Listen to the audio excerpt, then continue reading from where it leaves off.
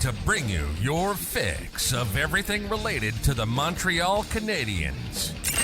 Two men who could seriously use an intervention. Your source of Habs talk, right from the rock. Right from the rock. Hello, Canada, hockey fans, United States, and Newfoundland. Hockey Junkie and GK. Oh my God, we're doing it. We're back for a brand new episode of the Fix podcast, episode 4, season 3. Got a little bit mixed up here. Everything's a little bit mixed up, Gary. Not a good week. Yeah. It hasn't been a great week so far, you know. But this is so far the highlight of the hockey week. How about you, though? How's your week going? You know, I mean, Wednesday. We're halfway through. You know, it's chugging right along. It's going by pretty quickly. So from a non-hockey perspective, I'm having a great week. You know, I can sit here and have a conversation with you. Watching hockey hasn't been the highlight of it, though. I'll guarantee you that. It's like a dream come true sitting here like this. Friday's right around the corner. Absolutely. You know, we're at hump day. We're on hump day. That's not bad. You even look clean shaven. Are you clean shaven, dude? I know, yeah. The wife took out the old weed whacker the other day. A beauty there today. Oh, shit. Looks about 12 years old over there. I know. Smooth, hey? I tell you. Nice and crisp. crisp. Pretty slick. Oh, yeah. I had to keep up. You know, you were looking too good on the last couple of shows. And well, you know, I tried to bring my A game. I got my collared shirt on here today. Look out. I was going to put on a Habs jersey. I was. Yeah, it's not a bad idea. maybe I should have. Could have brought him some good luck. Absolutely. Because it's been nothing but bad luck, man. I got a signed Carey Price jersey upstairs waiting to get it put in the shadow box. So I'm going to put that right up here soon. You got one too? Yeah. I got, you got one too. Yeah. There you go. They must have been giving them away. Yeah, they must have been giving them away or something. Something was going on. Something's going down here. Maybe I'll staple it onto the back wall there somewhere. Drape it over the window. Yeah. Figure something out. It'll be all right. But Gary, man, we might as well dump the beans and wieners right out onto the table there. My God, 4 losses in a row. I don't even know where to start. There hasn't been a whole lot of good. You got to admit. There has not been a whole lot of it's Cole Caulfield, and it's a short list beyond that, really. And the injuries continue to ramp up. Juraj Slafkovsky's out for what they're saying a week now. Caden Gooley got injured. That was a big one. Absolutely. Caden Gooley's injury is big, and there's no real update. Hasn't been an update on him for about a week or so. So that's a bit iffy, a bit scary, really. Slafkovsky, they extended it till he's gone. They said update in a week, I believe. Although he looks pretty good skating. What's his wrist, I think. You know, and then there's been some scares for some other players too. And now Justin Barron is good night, Justin. Baking a cake that nobody else can see. Yeah, he sure is. Rough shape, man. And Mike Masket's not 100%. Apparently, no, he's definitely not. You know what I mean? Yeah, absolutely. So yeah, I mean Montreal, and it's not just losing. I mean, outside the Islander game where they kind of made a game of it as it went on, kind of crawled their way back into that. There's still a lot of things not to be happy about in that game too. But at least they made a game of it, made it to a shootout, which was exciting. Cole Caulfield scores 2 goals, puts the team on his little back and gets us into to overtime and do a shootout. But even that game, I mean, lots to not be pleased about early on. So it's been a rough week, man. And we said it, like, preseason we won our first 2 games and then they lost everything else. And the preseason went to shit. And Line got injured. And then we beat the Leafs to start the season. It was like, you know, all right. And then we lose to Boston, but then we beat Ottawa. And then we lose 4 straight. And it's been it's been quite the up and down season to start. And, you know, we're only a couple weeks in. Feel like I'm a big bipolar bear here. Every day I'm feeling different emotions, but I mean, like you mentioned, man, after the Patrick Laine injury, it just kind of sucked the life right out of me. But then watching Lane Hudson go around doing these little slick moves kind of had me excited for a little bit. I was happy. Yeah, absolutely. Not gonna lie. 2 playing wins 500 in hockey 3 games. Yeah, things were looking pretty good. They weren't looking bad. And then bam, the Caden Gooley injury is massive. Because it changes things. Oh, it doesn't ever, man. It throws off the entire dynamic of the defense. And like, you got to admit, good to start with. no, No, You know, was it? it hadn't been clicking along even before that. So then you add in No. the Aiden and Gooley injury and now a Barron injury, and it's yeah, I mean, you know, it's it's It's not shit. overly positive. You know, I mean, we're hung, and I mean, you know, the more frustrating thing about this season is like this is the season we're thinking, all right, we're gonna start to take that step forward. You know, we're gonna start to win some games. We're gonna start to be more competitive. We're gonna start to be in the games a little bit more. You know, show that we you know we can kind of swing with the big boys to a certain extent, and it just you know injuries obviously haven't helped, but even the players that are healthy have been a little bit underwhelming outside of a select few to start the season. So, you know, we're going to try to stay positive. It's just when expectations go up, you know, when you don't meet those expectations, it makes it a little bit harder to swallow. So here we are, you know. So here we are. And Talking about your facial hair because that's the top- best thing to take about it. it's the biggest news of the day, really. You know, Apparently it's the so. most positive news. It's among the most positive news, anyways. But I mean, the freshest news overall is the loss last night, man. And I mean, the biggest takeaway was the sloppiness of the defenseman. And now that with Justin Barron out of the mix, I mean, are we going to dive right into this or what? Like, are we going to do it? I mean, I don't. Because we got differing opinions. We do. Like, I think it's a dirty hit. I mean, it's to his face. Like, he hits him directly in the face. I know no supplemental discipline, so I'm on the wrong end of this. But I mean, I don't know, man. Just show it at full speed. I don't want to. Okay, fine. Hang on. Just do it. Let me see here. Let me see. Where are we? Okay, right here. Like, it looks like a shoulder to the face. Man. I know, like, Barron He's can't put out. himself in that position. There's no doubt about it. But, he's toast.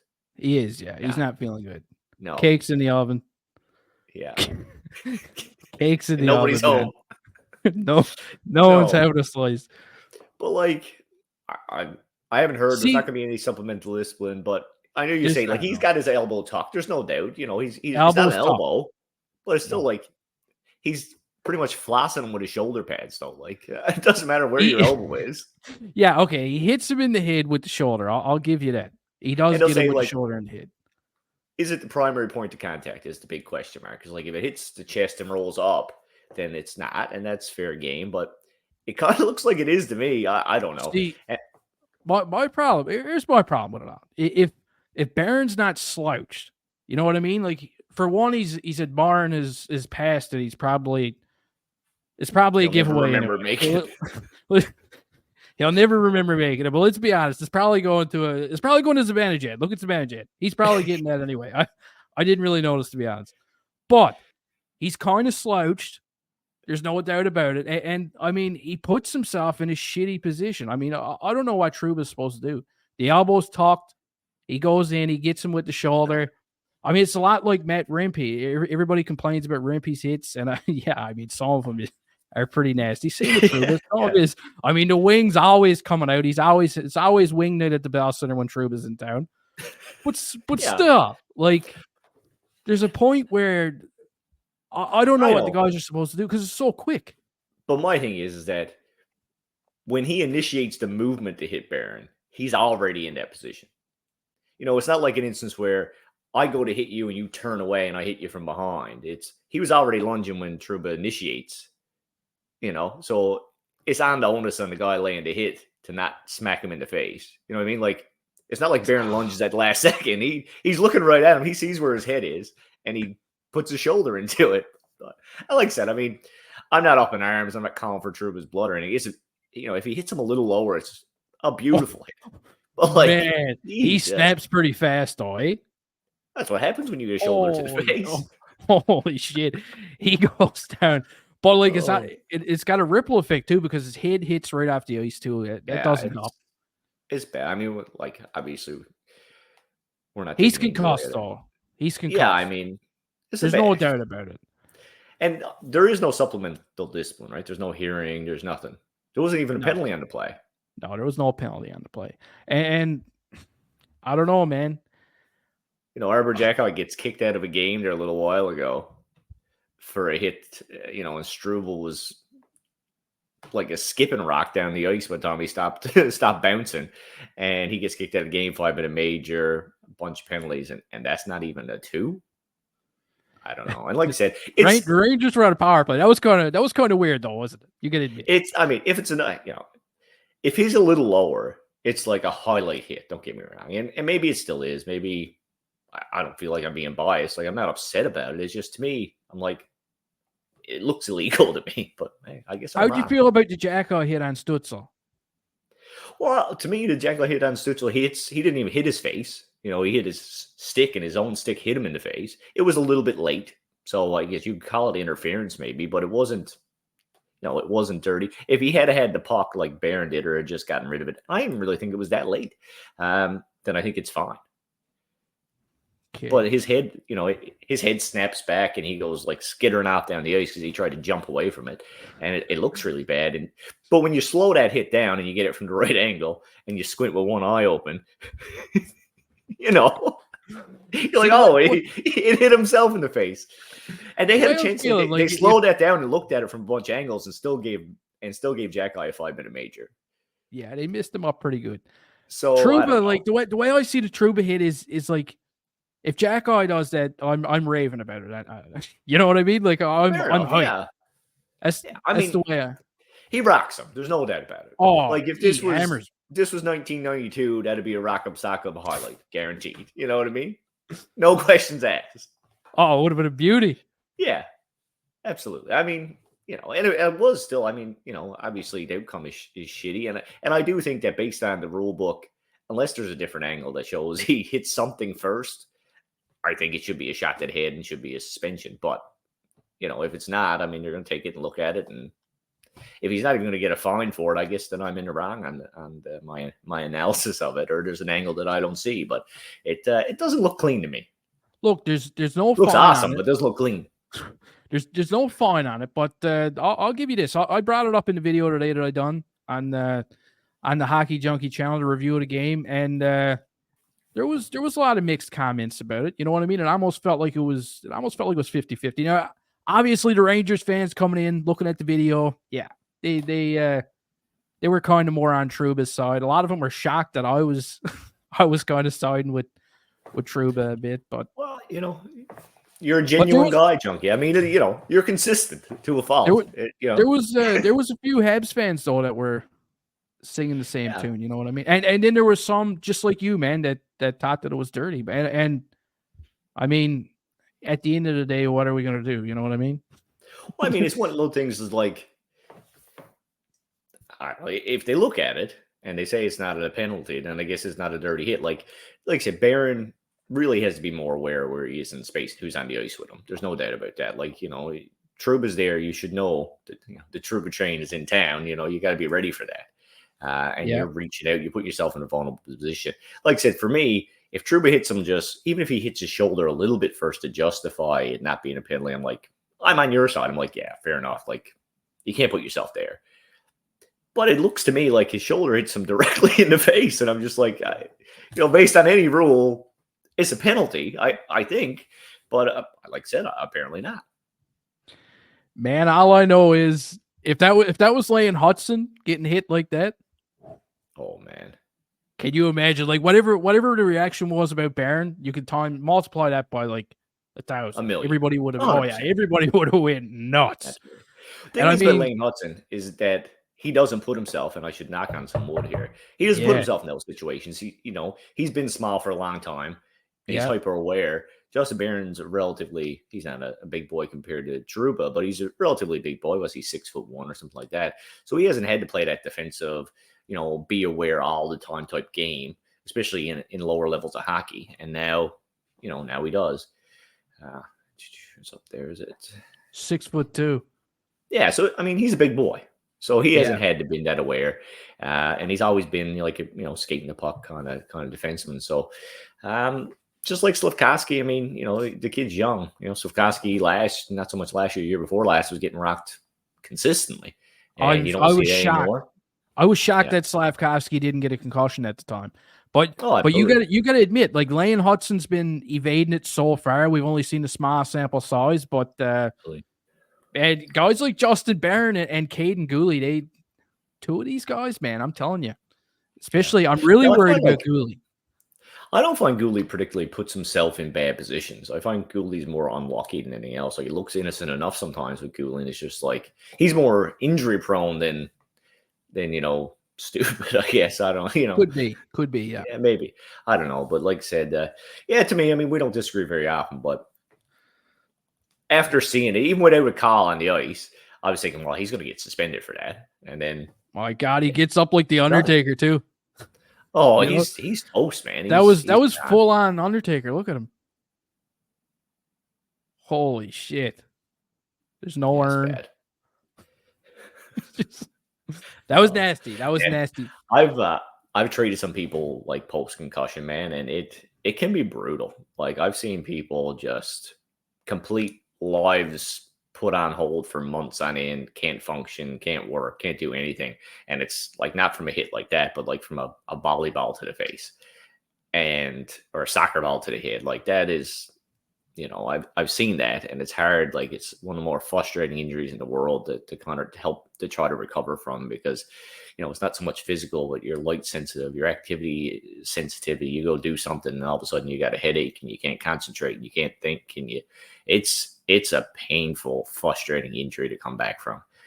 So, like, fingers crossed, all jokes aside, that Justin Barron, it bounces back quickly and doesn't have to suffer through that, because I've seen it being really bad for a lot of people. Like, I think, we all got this vague notion of what a concussion is, getting your bell rung and this and that, but it can have long-lasting, far-reaching implications on someone in the short term. And obviously there's some long-term effects of it as well, but in the short term, it can be one of the most frustrating and debilitating injuries that you can get. And so fingers crossed, for his sake, that it's not that, and, he bounces back quickly.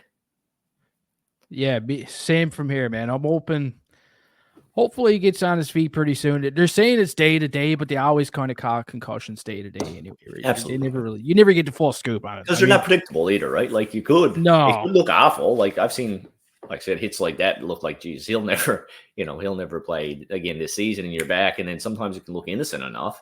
And, I was a trainer on a team in Nova Scotia one time. A Newfoundland team was up there playing. And this kid took a soccer ball to the back of the head. And as it was, I was trainer for two teams at the same time. So I was back on. So someone said, like, he took the shot. But by the time I turned around, he was up. And it went into extra time in the soccer game. He ended up scoring the winning goal and come over and asked to get subbed off. And his dad was the manager, as it happens. And his dad was like, this kid doesn't ask to come off the field. There's something going on. And by the time we kind of got him settled down, this is in, well, maybe it was in Montreal, actually. Maybe it was in Montreal, not Halifax. By the time we got him settled down, he could remember flying to Montreal. He could remember scoring the goal. He could remember playing in the game. He had been in Montreal for 3 days. He couldn't remember any of that. Holy shit. Yeah, it's wild, man. And that was just, well, not just, but like a soccer ball in the back of the head. So imagine a Trouba shoulder in the front of the head and then the ice in the back of the head. Bang, bang. That's nuts, like that. man. Like, it's scary. So hopefully that Barron is okay. Let's move on to something a little less negative. This is negative even for this season for us. Why don't we take a look at the Habs defense? Oh, God. Hey, you want to... Not much negative there. If Barron is injured, yeah, and obviously he's easily day-to-day, so, we're looking probably he's gone for a minimum of a week. It does get Arbor-Xhekaj back in the lineup. Yep. And move Logan Mailloux into a more prominent and more secure role on the blue line. And I've thought that Logan Mailloux has been one of those positives. You're looking at the last few games, his presence, his play, his ability to step up and score a big goal in that game against the Islanders. Like, that's a positive for sure. His first goal was a beauty, man. I don't have it on here, but geez, that was a beauty goal. Really nice. Yes, usually first goals, sometimes they're cheesy, you know what I mean? Especially for a defenseman. Absolutely. But man, he walked right into that one. Nice goal. He did. Who set that one up? I feel like, was that Hudson set that up, or was it Caulfield set it up? Or I'm pretty sure it was Jake Evans. Yeah, it was. It was Evans' shot. Yeah, he was in the corner. Yeah. Yeah, that was nice. Really nice. Actually. It was. It was a nice first goal for Logan Mailloux for sure. First to Benny too. I mean, he looks like an NHL player to me. I mean, last night, yeah, they all kind of had some blunders. Jeez, they were working out the kinks. Savard looked bad. Matheson looked bad. Barron looked bad even before he got cut in half there. But some of these man were like this goal right here, man, was mind blowing to me. Let's take a look at it. Yeah, that looks bad. Did that blow your mind last night? Like they just don't even try. They stopped skating, man, and yeah, it was terrible all around, right? Like that was the game changer right away. Oh, 100%. Because it's 1-0. It's 1-0 early, but still, there's hope. You're not at the game yet. Your momentum is not totally drained. Because Montreal had a couple of early chances before New York scored that quick goal, and kind of, and then this one goes in. That's a dagger right there, and I think it should have been called icing probably, but it wasn't. I mean, you got to keep skating. You got to keep skating to the whistle, right? You gotta. I don't know. It looks awful too. You see, look at Monty there. He's just like, oh my god. Oh, he gets really upset. Yeah, you can see it in his eyes. Where is it? There's a little snippet here, but I don't have it anyway. He was pissed off about it. He looked pretty. He wasn't happy. Yeah, he looked. And pretty then he upset. gets yanked. Then he gets yanked. Right after that, too, we get the Lane Hudson giveaway. That was a tough one too.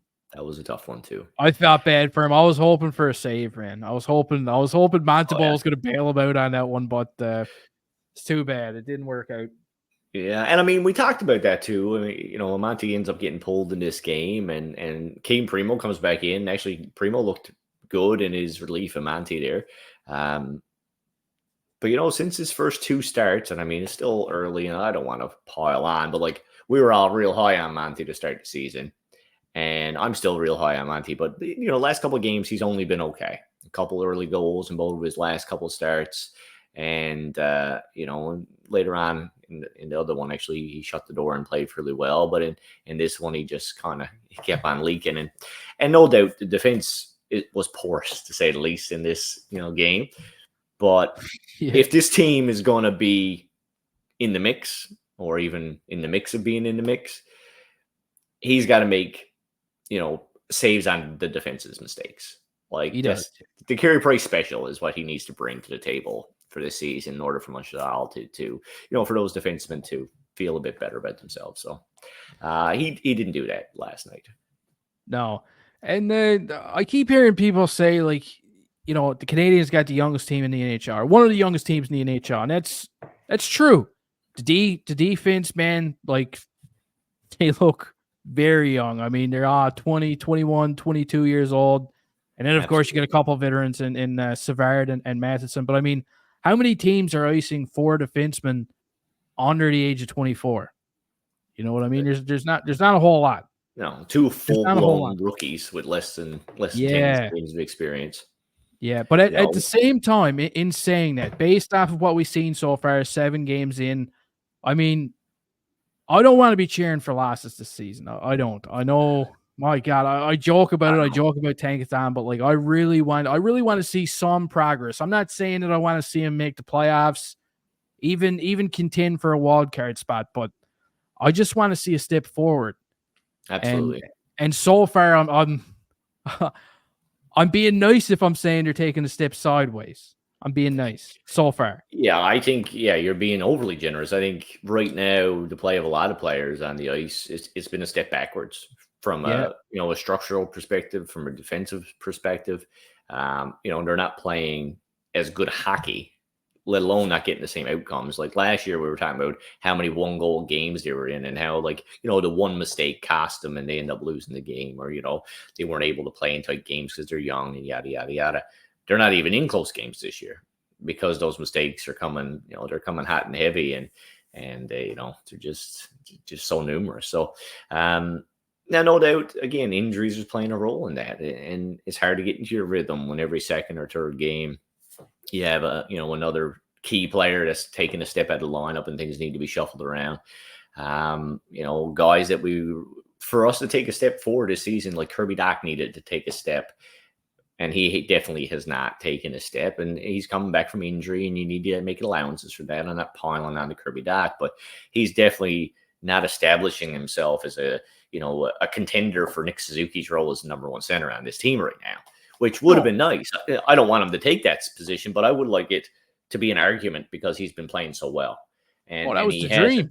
Yeah, right. Nick Suzuki had, 2 goals the other night and kind of, started to round himself back into form. But up until that point, even though points have been there, he's play, and obviously no one's more critical of Nick Suzuki than Nick Suzuki is.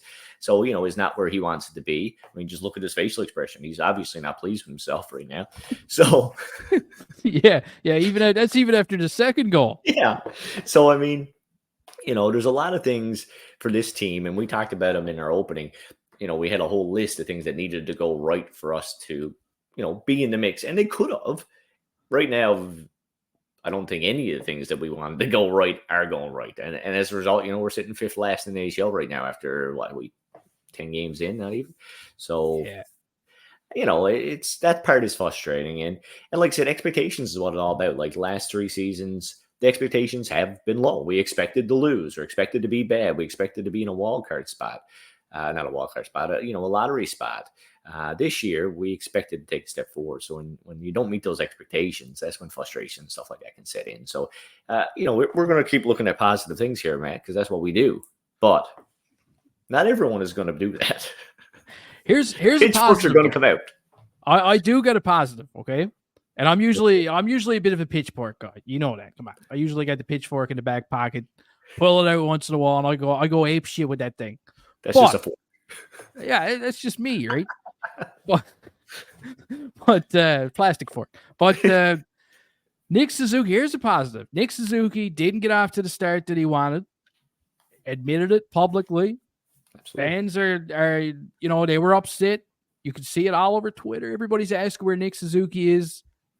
He's still got 7 points in 7 games. I know individual performances don't, equate to what the team does, but still, he's got 7 points in 7 games. Caulfield's got 6 goals in 7 games. That's a pretty big deal. That's excellent. He's on pace for having a really good season. Slavkovsky, he's out for a week. He's a point per game. Matheson's off to a pretty good start. He's got a bunch of assists. I got it. You finish your rant, and then I'm on fire here, man. I don't even know if I can stop Gary. Actually, I can because that's pretty much the extent of it. We're done here. Shut her down. All right. I'm in a fantasy league with a couple of buddies, right? So every team in the league is playing yesterday, right? So you put your full rosters in. So I messaged my buddy. I was like, we'll put a side bet. You know me and side bets. It's like $20 side bet. My team is going to outproduce your team tonight, right? So I'm doing awesome. I'm up by like 10 points. Half the game is 90% over last night, the Montreal game. He's got Mike Matheson, and he get points for penalty minutes and hits and blocks and all this shit. Matheson gets 17 penalty minutes. So I go from being up by like 10 to down by 7, just like that. And but in Matheson's got 24 points, all because Arbor Jack wasn't in the lineup as far as I'm concerned. So screw you, Marty St Louis. Brutal. You are losing it this season. You're losing all these bits. You even lost the Bear Bit of the Week last week. Yeah. Lane Hudson, remember? Got to sniff some power play time because Matheson left the game early. That's the only reason why you got in. It was literally a little sniff. But you did put that in there. You said, I don't care if it's just, I know. Oh, yeah. I remember. Yeah. I always cross the T's, dot the I's, do all that kind of shit. You do. But speaking of hits, though, and penalty minutes, Uri Slavkovsky, I noticed the other night, he's amongst the league's top leaders in hits, too, this season, which is pretty good. And he leads the team in block shots, too, amongst forwards. He's got 9 on the season already, and Brendan Gallagher was in second place with 4. So, I mean, he's doing these little things without the puck, too, that I like. Absolutely. I traded for Uri Slavkovsky in this league. He's been hurt ever since.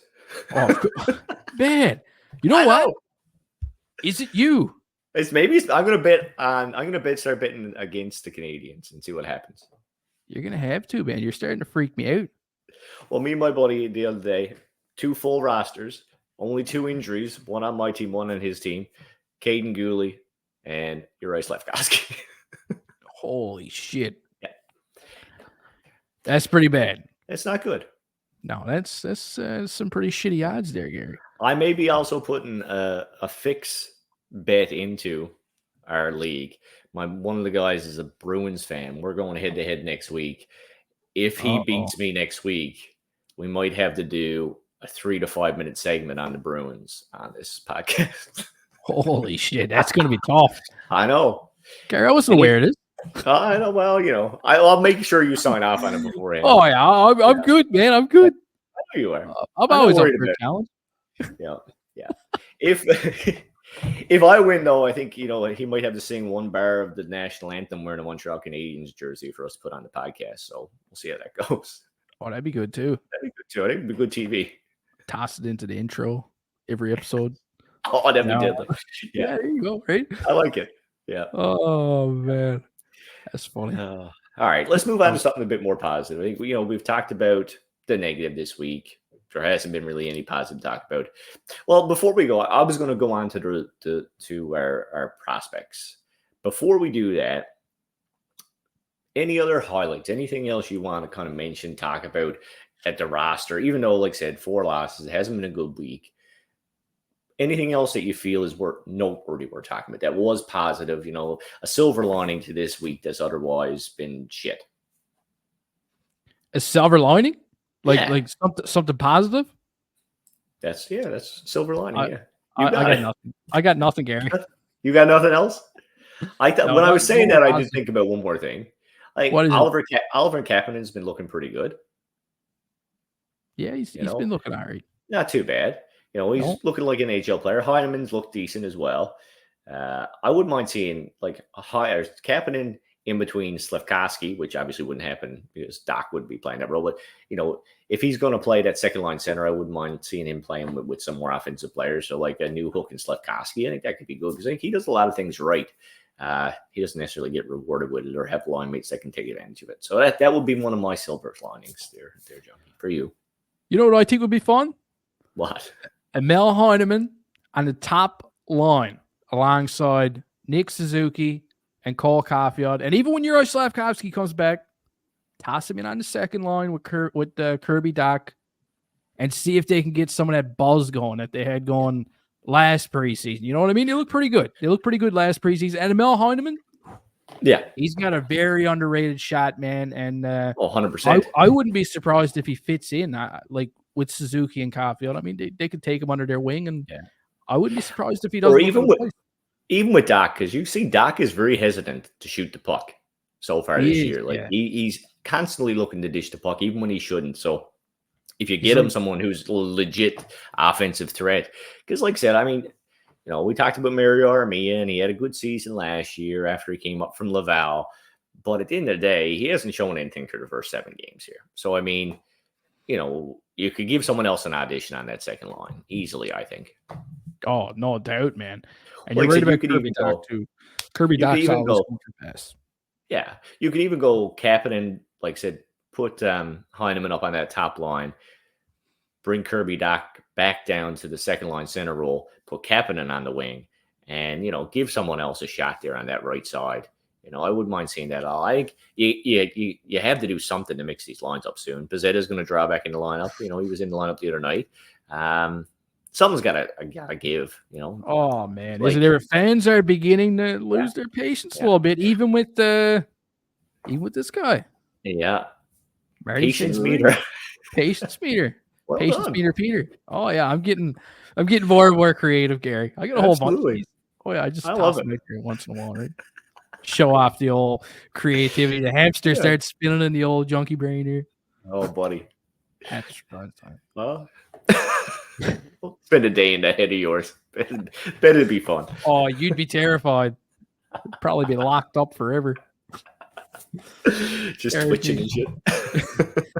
Yeah, it'd be bad. It'd be bad. I wouldn't advise anyone to go there. All right. So I think we've definitely covered all the silver linings, all the possibilities for the Montreal Canadiens going forward. We talked about the defense, we talked about the offense, we talked about the bad, but the good.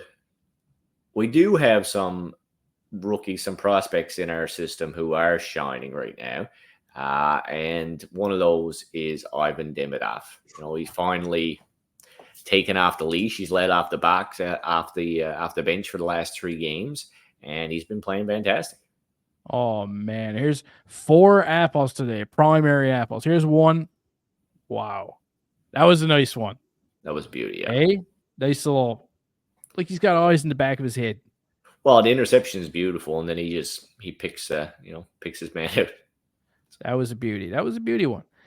And I got a whole bunch of them here. I've been watching him like a friggin' shit hawk, man. He's a really good player, especially when they give him minutes. It's about time Shitberg started giving him some minutes, and it's kind of funny too how like Elliot Friedman comes out and says, "Hey, the Habs brass are going to meet Demidov in Russia," and I don't know. It feels like all of a sudden now he's sneaky getting a few minutes. Ain't he? Absolutely. Yeah, it feels like his time. It's not even like it's like, I don't know, we have like 2 or 3 minutes in difference. He went from playing 9 minutes a night to 10 minutes a night to 3 minutes a night for like 5 games.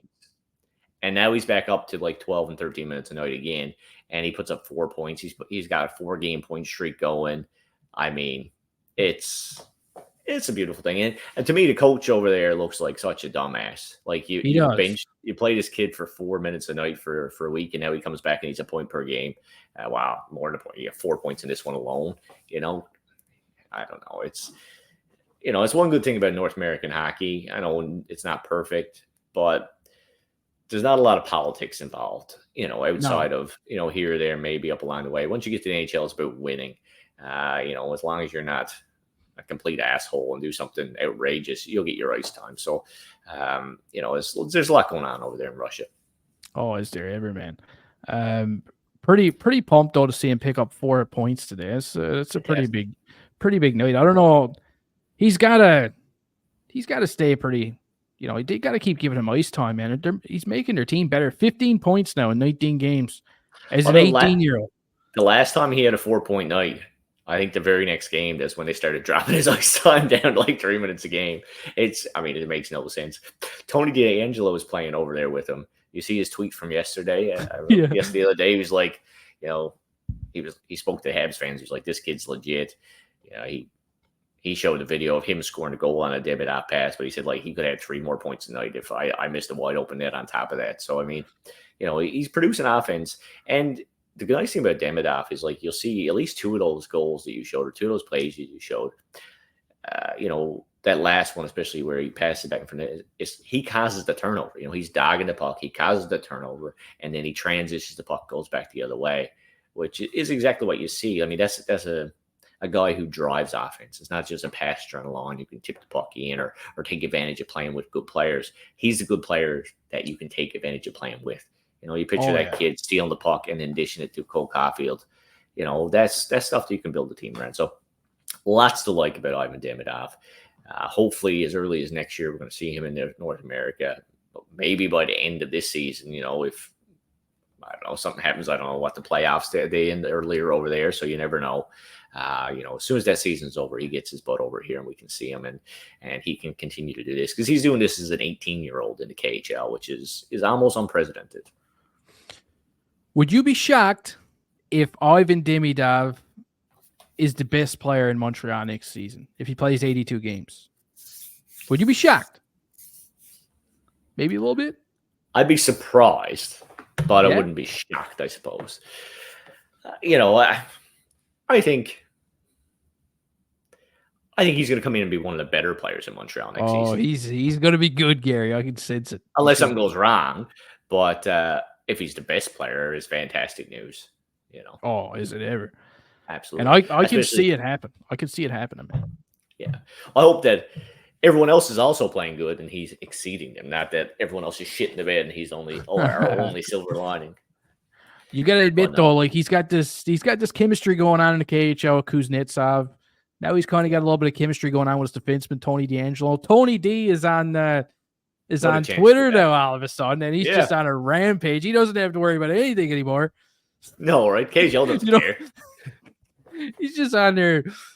It's wicked, though. It's wicked hearing him praise Ivan Demidov. Jeez, he even praised Habs fans on there today. He was like, I've been talking to Habs fans. It's pretty cool. It's like right now. We let Nice him to in. have fans, I suppose. We let him into the #1 for a long circle. time. Oh man, but yeah, Oh, man, there's a lot of Demidov. positive.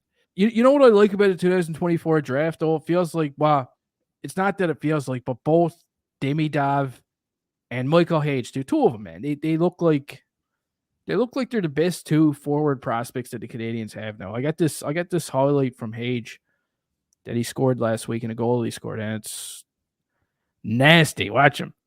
Picks up the puck right here. Whoa. Look at the moves. Look at the moves. Don't he look good? He does look good. Oh man, I got excited there. Now I was tickled. You got to work on your camera play. oh yeah. Was it off? I think so. Okay, Unless it was just off on my end. Could have been. It could be the Wi-Fi connection or something. I don't know. Yeah. But he's looking really good, man. Holy shit. He does look great. Is he ever looking good? You were saying earlier he moved up from the second line to the first line in Michigan. And I mean, just like we talked about, Ivan Demidov is an 18-year-old in the KHL, it's a men's league. Well, Hage is an 18-year-old in the NCAA, which is not a men's league, but it's a big boys league. Most of these kids are, 20, 21, 22. So he's a young kid. I think he's the youngest kid on his team, you mentioned earlier as well. So, they're doing this. They're playing large roles as some of the youngest players in their respective leagues, and putting up excellent offensive numbers. Not just playing good all around hockey, which they are, but they're putting up offensive numbers, which is what Montreal Canadiens need in their system. And it's early, but if we have 2 first-round picks from one draft that end up being legit top 6 talent, maybe one of them especially being elite talent, then that's a massive draft. And that's exactly what you need in the rebuild. Yeah. Oh man, it warms my heart to see it, especially after the week that we've had, right? I mean, come on. We need something. We need something. We needed a 4.0 from Ivan Demidov is what we needed.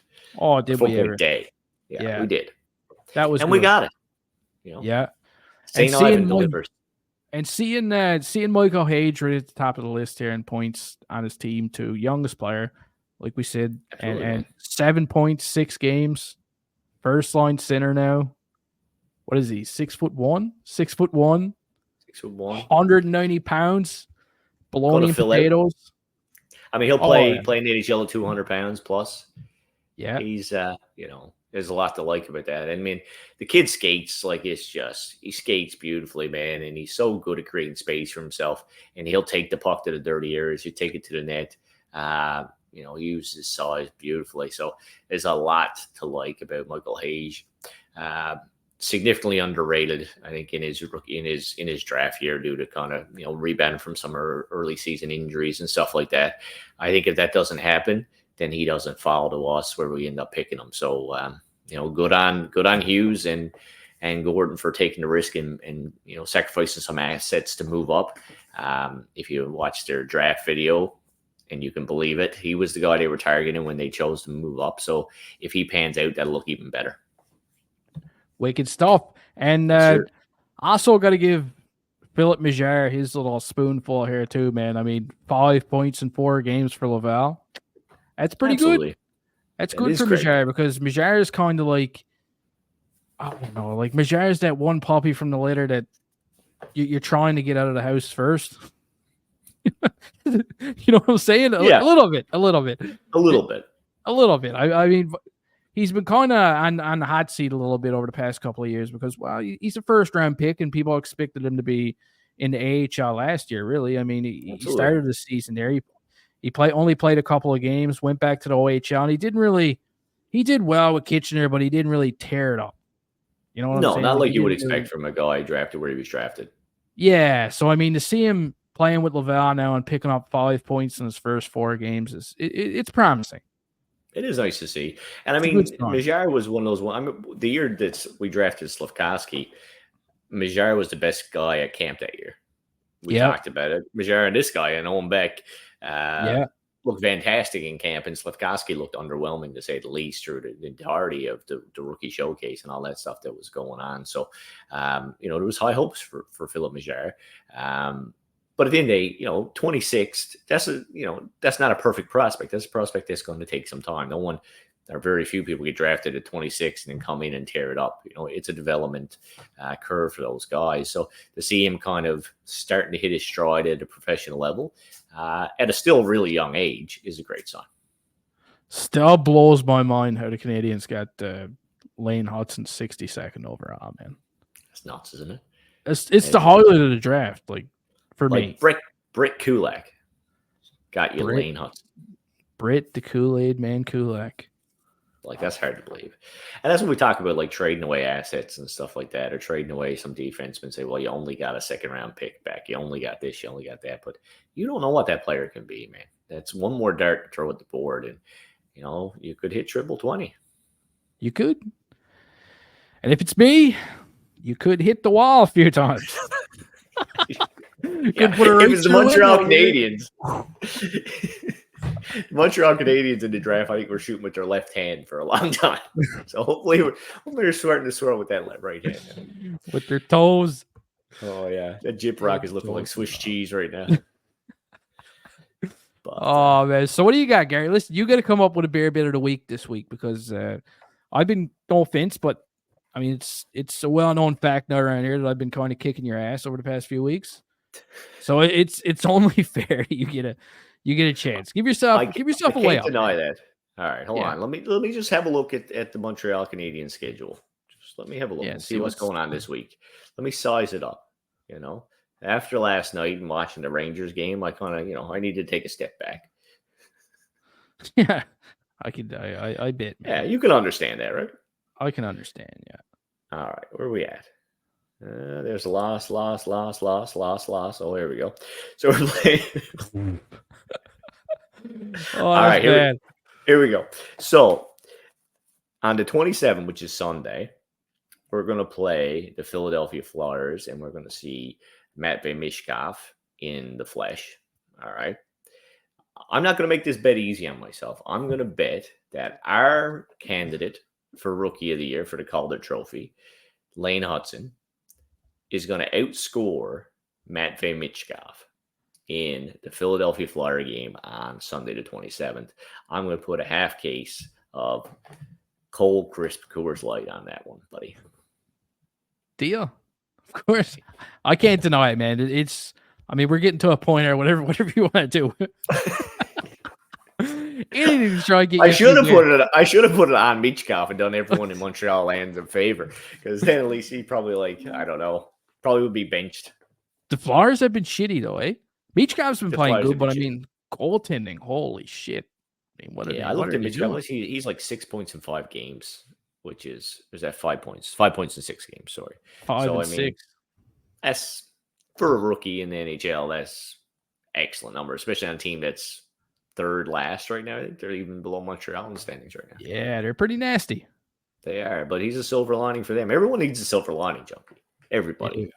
They do. Especially Flyers fans. They've had a bit of a rough go. They've had it pretty rough. Canadians have had it rough too. I don't know, man. But look, I just want to see some steps, some good steps, big steps. 100%.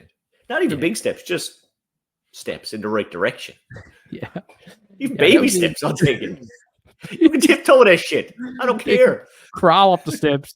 Just as long as there's some motion. Yeah.